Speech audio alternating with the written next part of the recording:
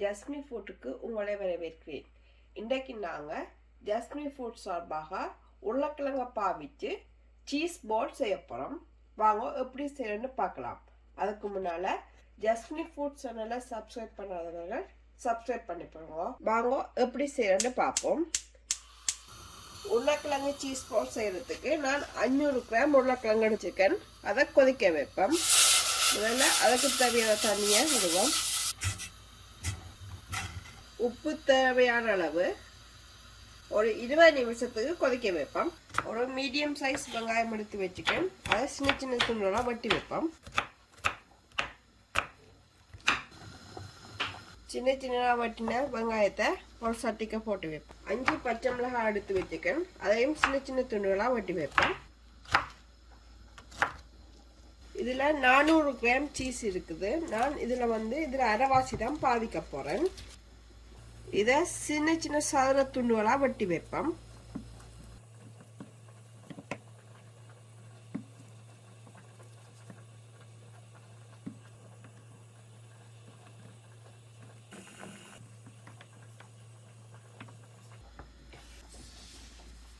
உருளைக்கிழங்கு அவிஞ்சிட்டான்னு பார்ப்போம்.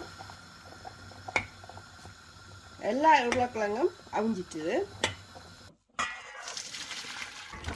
கொஞ்சம் பச்சை தண்ணியை திறந்து விட்டு அதில் சூடு ஆறின பிறகு தோல் உரிச்சு எடுப்போம்.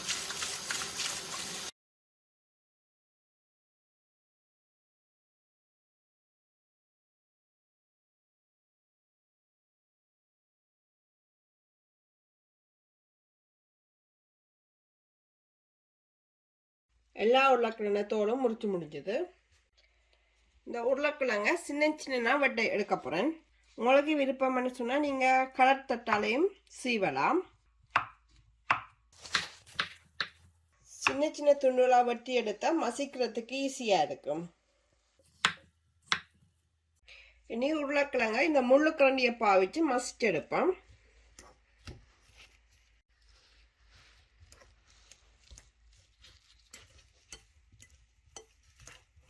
இது மசிக்க கஷ்டமாக இருக்குன்னு சொன்னால் நீங்கள் கலர் தட்டால் சின்ன சின்ன சீவி எடுத்துட்டு மசிக்கலாம். இல்லாட்டி உங்களோட கையையும் பாவிச்சு மசிக்கலாம். நல்லா அவிஞ்சிட்டேன்னு சொன்னால் மசிக்கிறது ஈஸி. உருளைக்கிழங்கு மசிச்சு முடிஞ்சது. இதுக்குள்ள உப்பு போட்டுக்கொள்ளுவோம். உங்களோட சுவைக்கு ஏற்ற மாதிரி உப்புண்ட அளவை கூட்டிக்கிறீங்க. 1/4 தேக்கரண்டி மிளகு பவுடர் போடுவோம். 1/2 தேக்கரண்டி மிளகாய் செதில்களையும் இதுக்குள்ள போட்டுக்கொள்ளுவோம். அதோட நாங்கள் ஏற்கனவே வெங்காயத்தையும் இதுக்குள்ள போட்டுக்கொள்ளுவோம். அதோட 5 பச்சை மிளகாய் சின்ன சின்ன வெட்டி வச்சுக்கன் அதையும் இதுக்குள்ள சேர்த்துக்கொள்ளுவோம். இது எல்லாவற்றையும் வடிவாக கரண்டியால மிக்ஸ் பண்ணி விடுவோம்.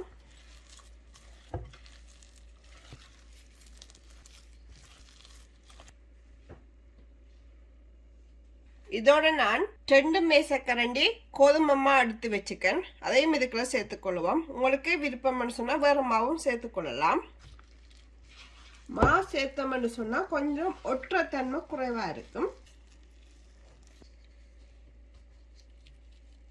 உருளைக்கிழங்கு கலவை கலந்து முடிஞ்சது. இனி நாங்கள் இதை சின்ன சின்ன உருண்டைகளாக உருட்டி போட்டு அதுக்குள்ள சீஸை வச்சு உருண்டைகளாக உருட்டுவோம். இப்படி சின்னனா தட்டிட்டு அதுக்குள்ள சின்ன சீஸ் கட்டிய இதுக்குள்ள வச்சு இப்படி மூடணும்.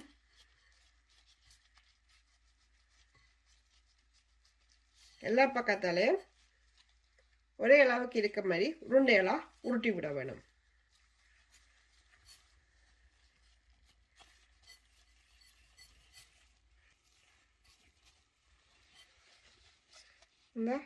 இதே மாதிரி மிச்சம் இருக்கிற உருளைக்கிழங்கு கலவையை எடுத்து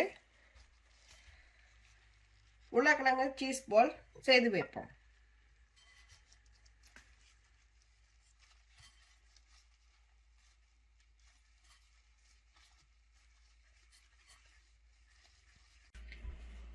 எல்லா உருளைக்கிழங்கு சீஸ் உருண்டையும் செய்து முடிஞ்சது. இனி நாங்கள் உருளைக்கிழங்கு துவைப்பதற்கான மாக்கலவையை செய்வோம். 50 கிராம் கோதுமை மாவு எடுத்து வச்சுக்கேன், அதை இதுக்குள்ள போடுறேன். அதோட 2 மேசக்கரண்டி சோளமா, அதோட உப்பு கொஞ்சமா சேர்த்துக்கொள்வோம். அதோட 1/2 தேக்கரண்டி மிளகுத்தூள். இதோருக்கா வடிவாக கலந்து விடுவோம். நீங்க இந்த மாக்கலவைக்கு பதிலாக முட்டையும் பாவிக்கலாம். நான் தண்ணிக்கு பதிலாக 250 ml பால் பாவிக்க போறேன். எந்த ஒரு கட்டியும் இல்லாம இந்த மாக்கலவை எடுக்கணும். கொஞ்சம் கொஞ்சமா பாலை சேர்த்துக்கொள்வோம்.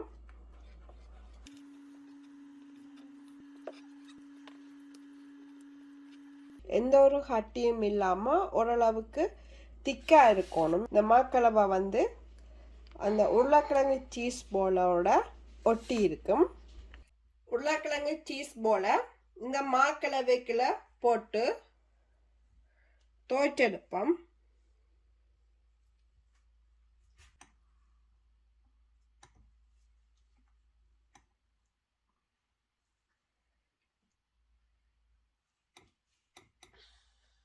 அதற்கு பிறகு நாங்கள் இந்த பிரெட் க்ரம்ல போட்டு பிரெட் க்ரம்மால இப்படி துவைச்செடுப்போம்.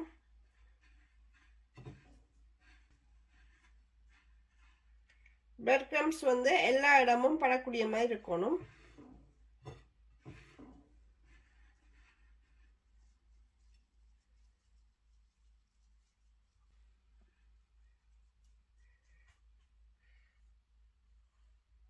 இப்படி இருக்கணும்.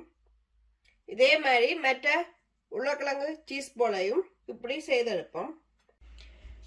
எல்லா உருளைக்கிழங்கு சீஸ் போலும் செய்து முடிஞ்சது. இனி வாங்க பொரிச்செடுப்போம்.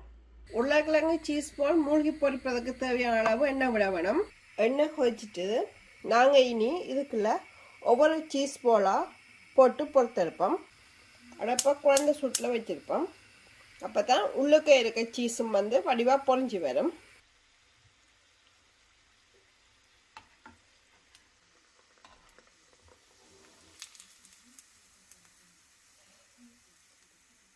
பொன்னிறமாக வரைக்க இறக்கினா ஓகே. இதே மாதிரி மற்ற சீஸ் போல்களையும் இப்படி பொரித்தெடுப்போம்.